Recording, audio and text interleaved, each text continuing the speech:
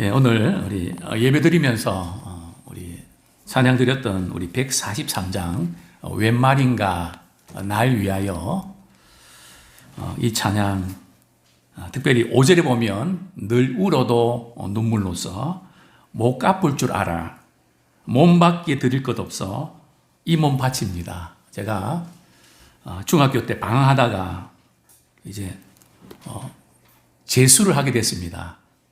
부산의 그 경남학원에 이렇게 다니면서 점심시간에 식사하고 그 주변을 돌면서 이 143장 늘 울어도 눈물로써 못 갚을 줄 알아 몸밖에 드릴 것 없어서 이 몸 바칩니다. 십자가의 그 사랑을 깨닫고 1년 동안 울었던 것 같아요. 1년 동안. 그래도 오늘도 제가 찬양 드리면서 막 그냥 울컥한 것 참고, 늘 울어도 눈물로서 못 갚을 줄 알아. 몸밖에 드릴 것 없어서 이 몸을 바칩니다. 참 감격적인 그런 신앙의 고백이고, 참 고난의 하이라이트였습니다. 4월의 설교 주제가 뭔지 아십니까? 우리 주보에 보면, 고난과 영광에 참여하기. 고난과 영광에 참여하기. 왜 이런 제목을 정한지 아십니까? 우리 빌립보서 3장 10절, 11절 말씀에 근거해서 이 제목을 잡았는데요. 바울은 이렇게 고백합니다. 내가 그리스도와 그 부활의 권능과 그 고난에 참여함을 알고자 하여 그의 죽으심을 본받아 어떻게 해서든지 죽은 자 가운데서 부활에 이르려 하노니. 여기서 말하는 부활의 권능은 영광을 말합니다. 즉 바울은 그리스도의 고난과 영광에 참여하기를 그토록 원했습니다. 언제요? 죽은 후일까요? 이 세상에 사는 동안에 내가 살아가는 삶의 현장에서 또 사역의 현장에서 그리스도의 고난이 어떠하든지 나도 그리스도의 고난에 한번 참여하고 싶습니다. 뿐만 아니라 내가 살아있는 동안에 부활의 그 영광에 나는 참여하고 싶습니다. 그래서 저는 우리 4월 한 달 동안 또 앞으로 우리의 남은 인생이 그리스도의 고난과 영광에 참여하는 그런 복을 누리기를 소원합니다. 지금까지 나는 신앙생활을 어떻게 해오셨습니까? 우리 예수님을 믿고 예수님께서 살아가셨던 그 삶을 나도 살아내야 될 텐데 어쩌면 제 자신을 이렇게 돌아볼 때 그냥 흉내만 낸 것 같습니다. 혹시 우리 가운데 흉내조차 예수님과 나는 너무나 거리가 멀기 때문에 예수님이니까 그렇게 하셨지 나는 지금 얼마나 힘들게 하루하루 살아가는지 아십니까? 주님도 이해하실 겁니다 하면서 흉내조차도 내지 못했던 그런 분들이 혹시 없는가 걱정이 됩니다. 또 우리는 예수 믿고 나서 아니야. 예수님을 믿는 것만으로 안 되지. 나도 예수님 닮아야지. 그래서 우리 교회 이름이 뭡니까? 예람교회거든요. 발음이 조금 어려운데 좀 예수님을 닮는 사람이 되면 좋겠다. 그래서 예수의 사람 해서 예람 뜻이거든요. 좀 예수님을 닮으면 좋겠는데 나에게서 정말 예수님의 닮은 저분을 보면 꼭 예수님을 보는 것 같습니다. 그런 인정을 좀 받았으면 좋겠습니다. 그런데 우리는 그 단계에서 끝나지 않고 이제는 우리가 예수님과 하나가 되면 좋겠습니다. 이제 내가 사는 것이 아니고 내 안에 그리스도께서 사시는 것이다. 무슨 뜻입니까? 그리스도와 크로잡되는 예수님이 내 안에, 내가 예수님 안에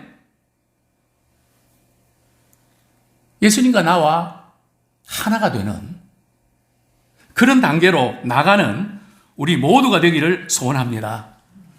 우리 성도님들이 지금까지 살아오시면서 가장 힘든 순간이 언제였습니까? 10년 전입니까? 5년 전입니까? 아니, 지금 순간입니까? 고난의 강도가 다 다를 겁니다. 제가 설교를 준비하면서 나는 어떤 고난의 과정을 겪고 왔는가 한번 쭉 이렇게 돌아보니까 첫 번째는 질병의 고난입니다. 참 죽을 뻔했던, 만약에 그때 병원에 가지 않았더라면 죽었을 뻔했던, 새벽 2시에 그냥 배를 움켜잡고 방에서 떼굴떼굴 구르면서, 그때 부산에 저희 교회 권사님 한 분이 새벽에 저희 아버님께 전화해서, 장로님, 제가 꿈에 말이죠,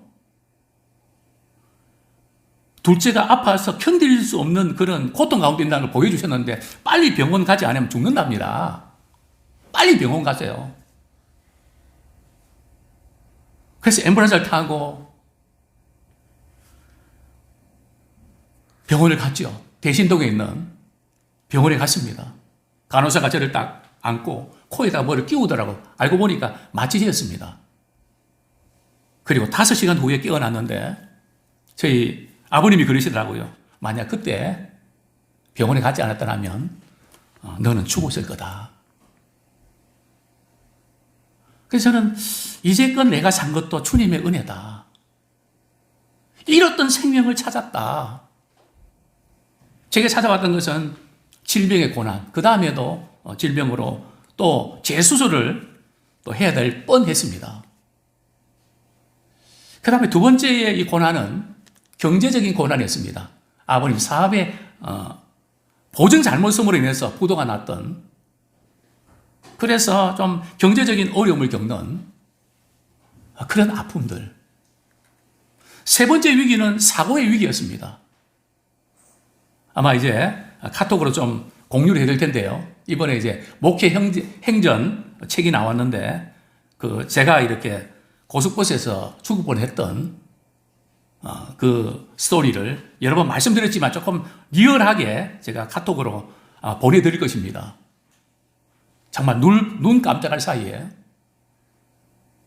죽을 뻔했던 그런 위기. 그 다음에 또한 저에게는 목회자이기 때문에 사역의 위기가 있었습니다. 나는 여기까지가 아닌가, 더 이상 어떻게 할 수 있을까, 참 사역에 참 많은 위기들을 겪었습니다. 아마 우리 모두가 고난의 종류가 다르고 순서가 다르고 강도는 다르지만 여전히 힘든 시간들을 보내고 있을 것입니다. 근데 오늘 저는 설교 제목을 고난의 하이라이트로 잡았습니다. 이게 조금 좀 어색한 표현 아닐까요? 오늘의 하이라이트입니다. 신부 입장하겠습니다. 뭐 하이라이트는 좀 기쁘고 막 상 받을 때 말이죠. 오늘의 대상 최우수상 말이죠. 뭔가 좋은 소식이 있을 때 하이라이트 아닙니까? 그런데 저는 이 고난의 하이라이트라고 표현했습니다. 왜 그런지 아십니까? 이 고난의 하이라이트의 주인공이 누굴까요? 바로 예수님이십니다. 예수님의 어떤 사건일까요? 바로 십자가의 고난입니다. 왜 예수님의 십자가의 고난이 고난의 하이라이트일까요? 이 세상의 모든 사람이 겪고 있는 수많은 고난들, 슬픔들, 아픔들,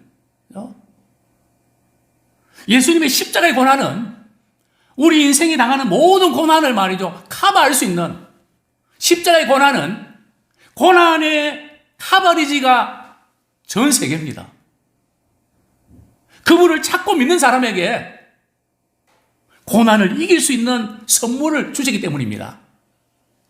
오늘 이 시간에 고난의 하이라이트에 대해서, 왜 주님은 우리에게 고난의 하이라이트를 보여주셨을까? 주제로 우리 말씀을 함께 나누면 좋겠습니다. 자, 첫 번째로 예수님이 십자가의 고난을 당하신 두 가지 이유를 아십니까? 우리는 한 가지 이유는 우린 잘 알고 있습니다. 그러나 다른 한 가지는 우리가 소홀한 경향이 있는데요. 베드로전서 2장 1절. 예, 베드로전서 우리 2장 21절입니다. 베드로전서 2장 21절. 같이 한번 읽겠습니다. 시작. 이를 위하여 너희가 부르심을 받았으니 그리스도도 너희를 위하여 고난을 받으사 너희에게 본을 끼쳐 그 자취를 따라오게 하려 하셨느니라. 예수님께서 십자가의 고난을 당하신 그 첫 번째 이유는 뭔가 하면 바로 우리의 우리를 죄로부터 구원해 주시기 위해서 십자가를 지셨죠. 근데 그 주님이 우리를 향해서 말이죠. 내가 왜 억울하게 고난 당한지 아니? 내가 왜 너희들을 구원하기 위해서 십자가 진지 아니? 그렇게 말씀하시면서 우리에게 이제 충격적인 선포를 하시는데요. 이를 위하여 너희가 부르심을 받았으니. 즉 우리도 말이죠. 복음 전하다가 또 주님 일하다가 또 선을 행하다가 억울하게 고난을 위해서 부르심을 받았다는 겁니다. 또 선을 행하다가 고난 당하기 위해서 부르심을 받았다는 겁니다. 그게 인정이 되십니까? 아마 우리는 나 예수 믿고 죄산 받고 구원받아서 천국 가면 그게 이제 믿는 목적 아닙니까? 그런데 제가 믿고 나니까 고난을 위해서 부르심 받았다고요? 제가 믿은 거 한번 고려해 봐야 되겠는데요? 그건 아닌 것 같은데요? 정말 충격적인 선언입니다. 이를 위하여 너희가 부르심을 받았지. 이를 위하여가 뭡니까? 그 앞에 나오는 예수님이 아무 죄도 없으신데 억울하게 말이죠. 십자가형을 판결받지 않습니까? 또 우리를 구원하시기 위해서 말이죠. 선을 행하다가 고난받지 않습니까? 너희들도 이 세상 살면서 그것 때문에 고난받기 위해서 부르심 받은 거야. 그거 아니?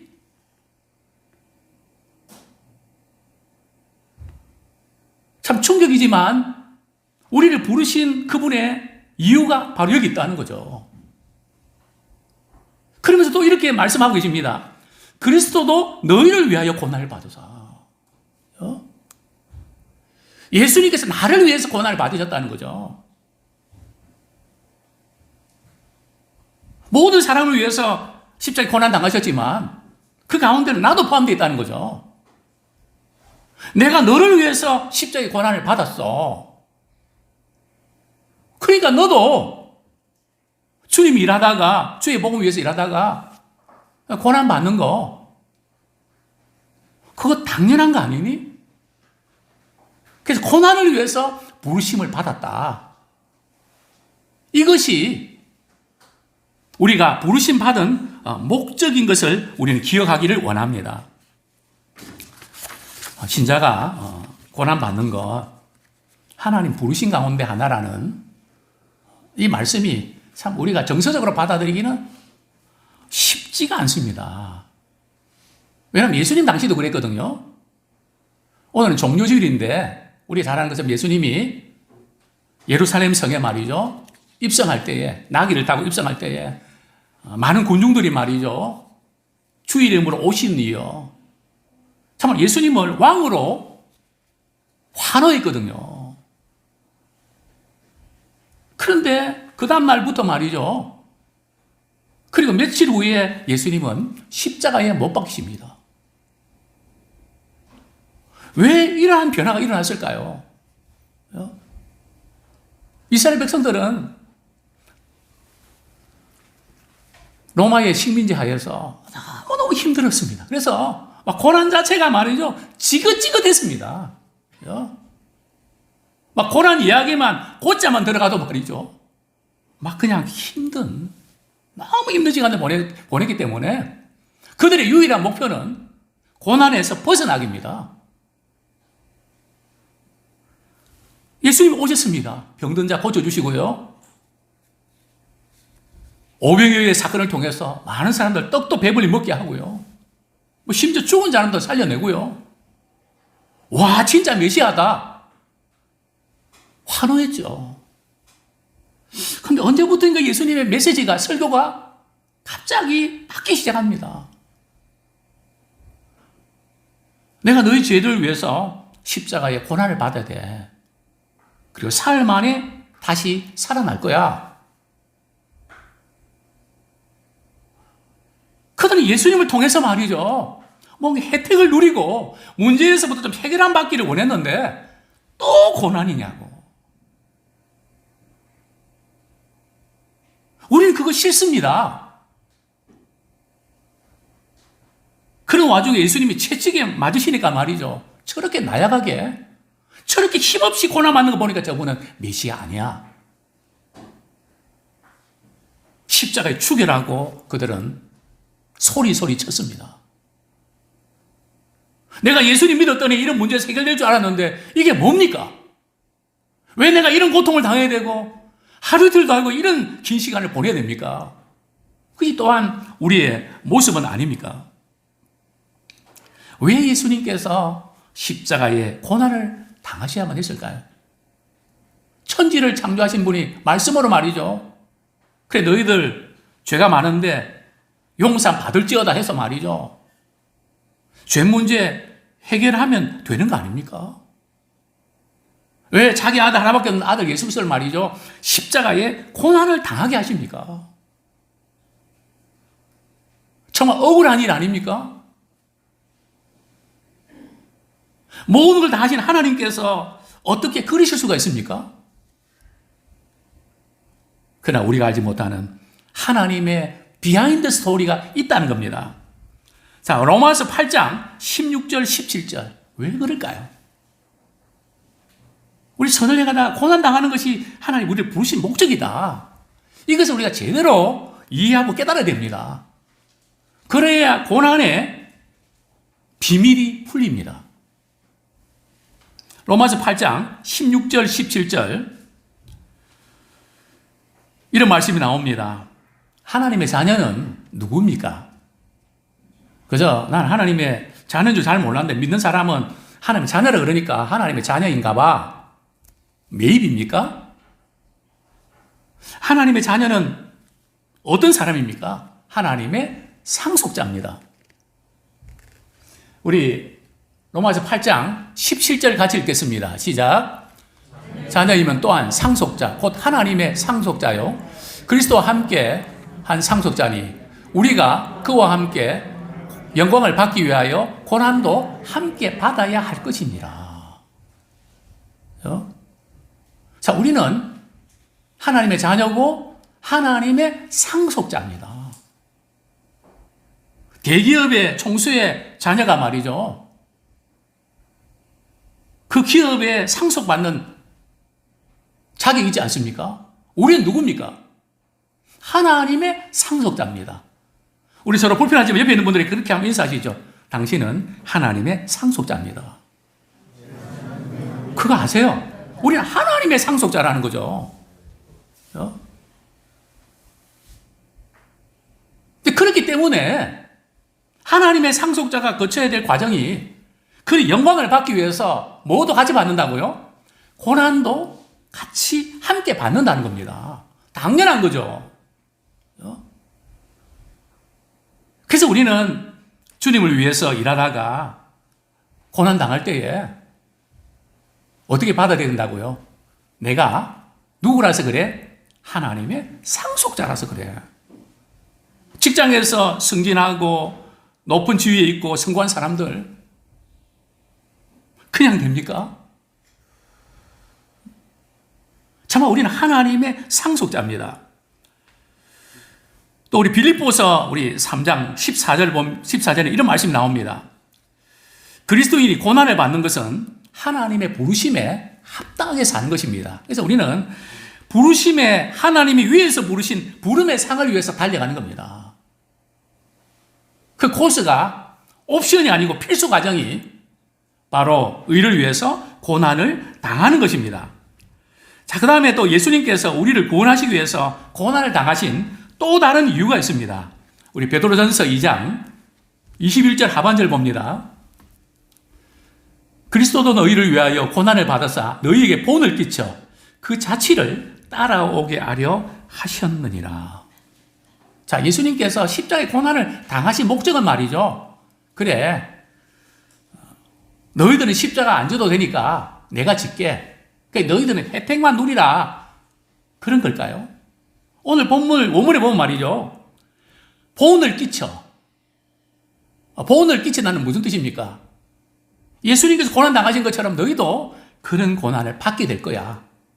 그러면서 더욱더 구체적으로는 그 자취를 따라오게 하셨느니라. 이 자취를 따라오라는 뜻이 뭘까요? 우리 아이들이 한글 배울 때 기역, 니은, 디귿, 가나다라 할 때 말이죠. 점선 있지 않습니까? 연필로 말이죠. 그 점선을 따라서 그대로 따라하는. 우리의 신앙생활이 주님 가신 그 길을 말이죠. 우리도 그 전철을 따라하는. 주님은 그랬지만 저는 싫어요. 저는 아니에요. 이게 아니고 주님이 그 고난 당하시기 때문에 저도 그대로 그 발자취를 따라서 주님의 고난에 제가 참여할게요. 그래서 예수님이 십자가의 고난을 당하신 겁니다. 근데 예수님께서는 십자가의 고난 당하시면서 어떤 심정으로 고난 당하신지 아십니까? 예수님이 십자가의 고난 당하는 거 처음부터 알았을까요? 몰랐을까요? 모르고 당하는 고난이 힘듭니까? 알고 당하는 고난이 힘듭니까? 참 이런 게 많이 힘들죠. 가족 중에 누가 암 판명이 났는데 본인이 그걸 알고 싶어 하는데 그걸 말한다는 거 참 어렵습니다. 그렇죠? 또 누가 이 고난당하고 힘들어하는 사건들을 전하는 거 그것도 힘듭니다. 그래서 어떤 분은 아내가 먼저 이렇게 소천하셨는데 남편이 충격받을까봐 또 반대로도 경우 있고요. 그 소식을 알리지 않는 그런 경우들도 간혹 있습니다. 어쨌든 우리 주님께서는 고난을 당하실 때에 어떤 자세로 받아들였을까요? 성경 말씀 우리 한 구절 보겠습니다. 요한복음 12장 23절. 십자가 사건이 점점 가까이 이제 다가오는 것을 예수님은 아셨습니다. 그때 이런 말씀을 하시죠. 예수께서 대답하여 이르시되 인자가 영광을 얻을 때가 왔도다. 십자가 사건을 앞두고 있는데 말이죠. 야, 참 죽을 맛이다. 뭐 그렇게 받아들일 것 같던데 인자가 영광을 받을 때가 왔다. 그러니까 예수님은 우리하고 다르다 그랬잖아요. 어떻게 그럴 수가 있습니까? 예수님이라고 십자가 사건 앞두고 힘들지 않았을까요? 자, 우리 요한복음 12장 27절 몇 절 뒤에 예수님은 십자가 고난의 사건을 앞두고 힘들어 하셨습니다. 당연하죠. 어떻게 말씀하셨습니까? 12장 27절 지금 내 마음이 괴로우니 무슨 말을 하리요? 아버지여 나를 구원하여 이때를 면하게 하여 주옵소서. 그러나 내가 이를 위하여 이때에 왔나이다. 예수님은 십자가의 고난을 영광으로 받아들이셨습니다. 그 결과가 영광이니까요. 그래서 그 과정은 많이 힘들었습니다. 제발 이때를 면하게 해주십시오. 그래서 우리 젊은이들이 말이죠. 무슨 말하다가 제발 이 말 하는 게 말이죠. 여기서부터 유래했습니다. 네? 이때를 면하게 해주십시오. 근데 예수님이 이걸로 끝난 게 아니라 말이죠. 그러나, 그죠? 면하게 해주십시오. 그래서 끝나는 게 아니라, 그러나 내가 이를 위해서 이때에 왔나이다. 그죠? 고난의 과정이 힘든 건 알지만, 결과적으로는 사명을 받아들이는, 하나님이 원하신 그 뜻대로 제가 반응하겠습니다. 이렇게 고백하는 내용이죠. 우리는 고난의 잔을 마시더라도 하나님께 영광 돌려드리는 기회로 삼기 원합니다. 많은 분들이 하나님께 영광 돌려드리는 것은 성공해야 된다고 생각합니다. 형편이 좋아야 된다고 생각합니다. 사정이 나아져야 된다고 생각합니다. 그러나 이번에 우리가 고난주간을 맞이하면서 예수님은 어떠셨지? 십자가의 고난을 영광으로 바꾸셨습니다. 지금 우리가 당하는 고난 역시 하나님께 영광 돌려드리는 기회로 삼기 원합니다. 지난주에 말씀드렸습니다. 억울한 일 당해도 하나님을 생각함으로 참으면 이는 아름답다고 했습니다. 고난도 말이죠.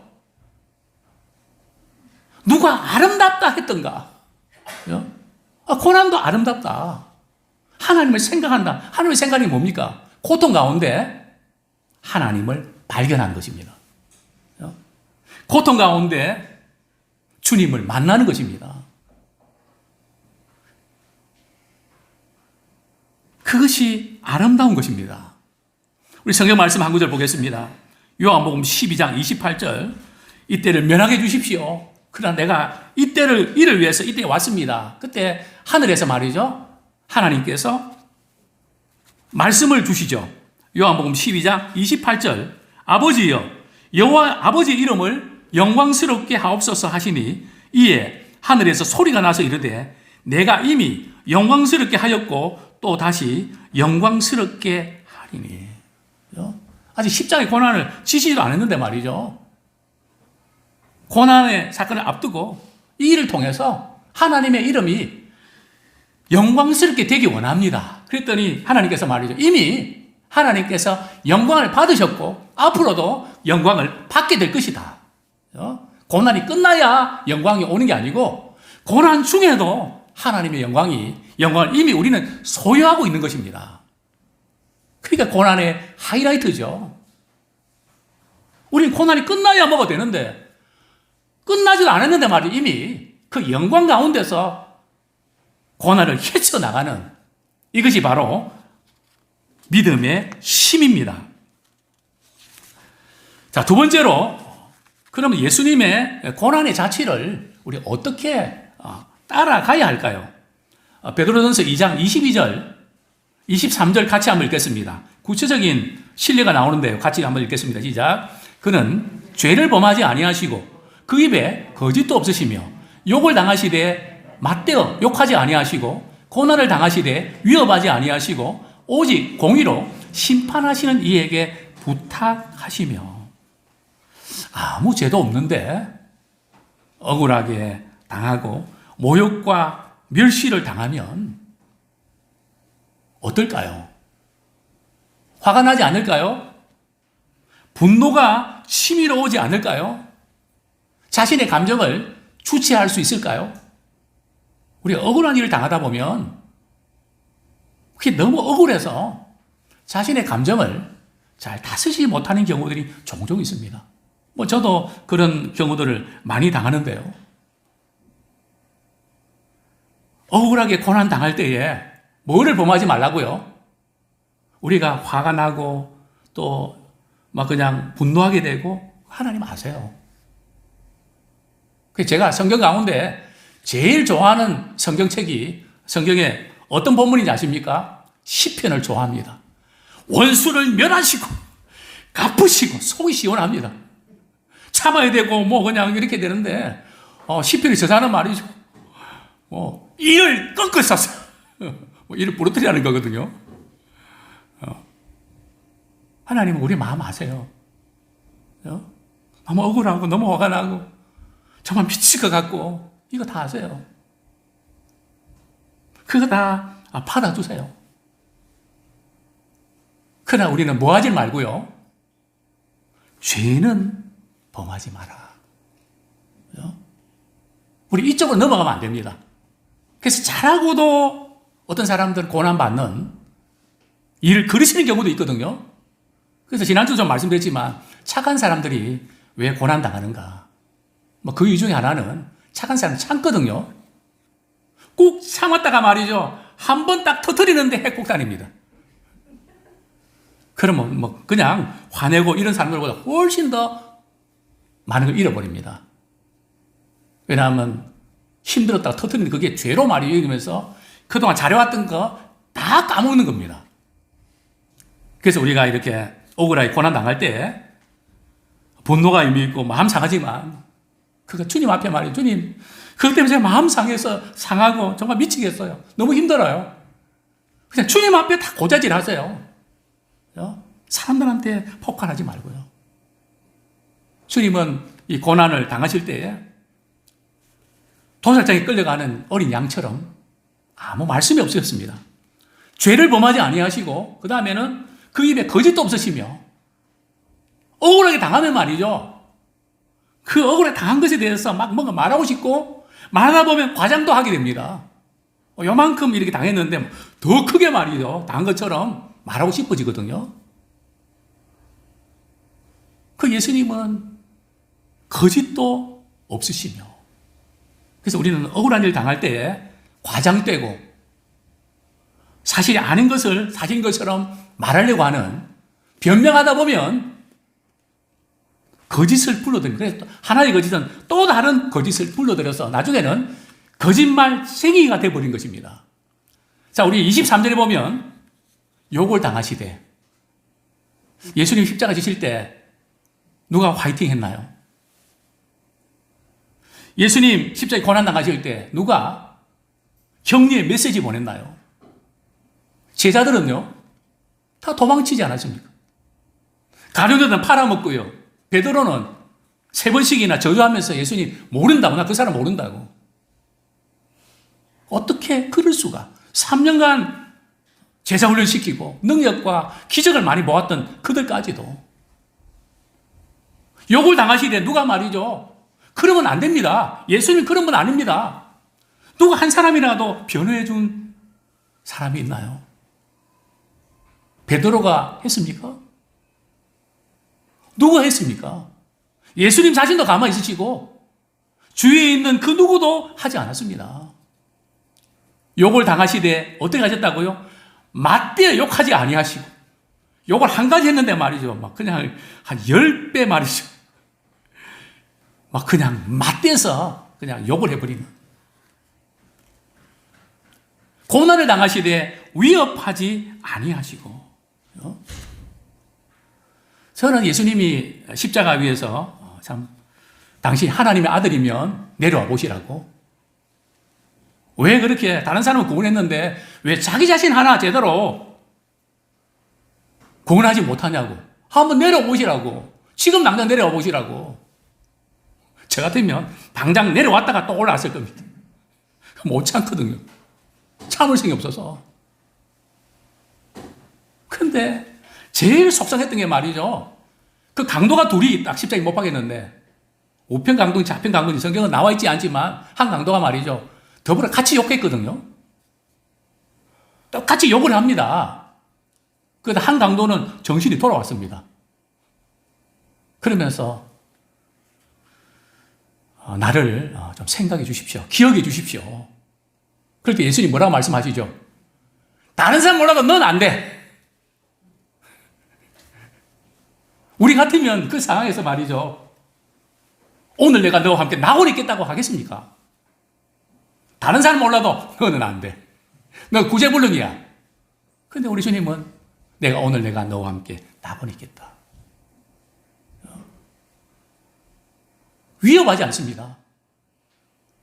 우리 선생님도 고난할 때 잘한 것 가지고 위협하면 안 됩니다. 물론 억울하죠. 예수님 어떻게 하셨나요? 오늘 성경에 보면 오직 공의로 심판하시는 이에게 부탁하시며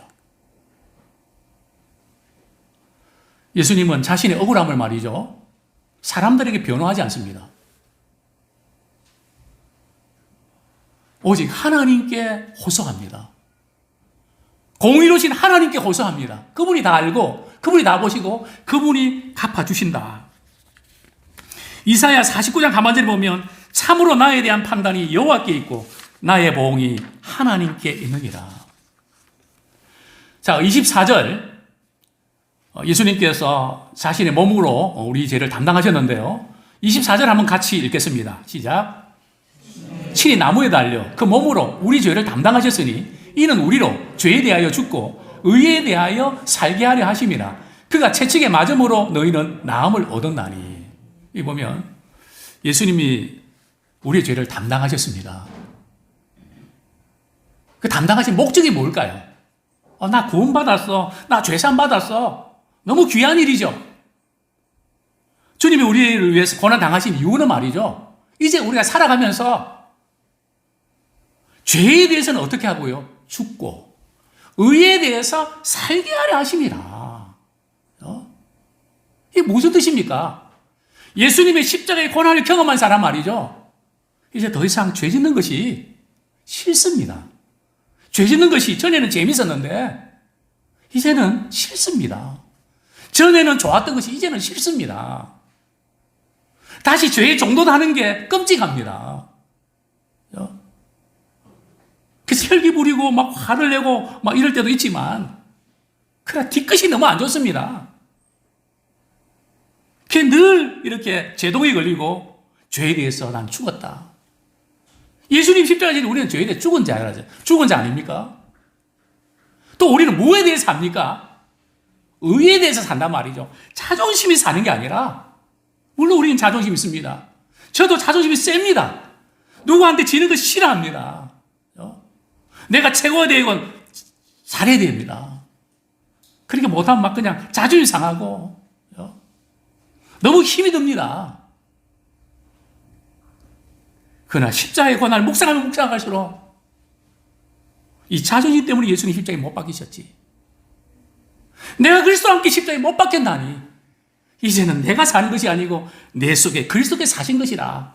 이 의에 대해 산다는 것은 하나님이 기뻐하시는 그 일을 위해서 이제는 거기에 반응하며 산다는 겁니다. 사랑하며 섬기며 산다는 것입니다. 고난에 묶여서 고난에 매몰당하지 마시고 십자가의 고난을 생각하면서 이제는 의에 대해서 살아가기 원합니다.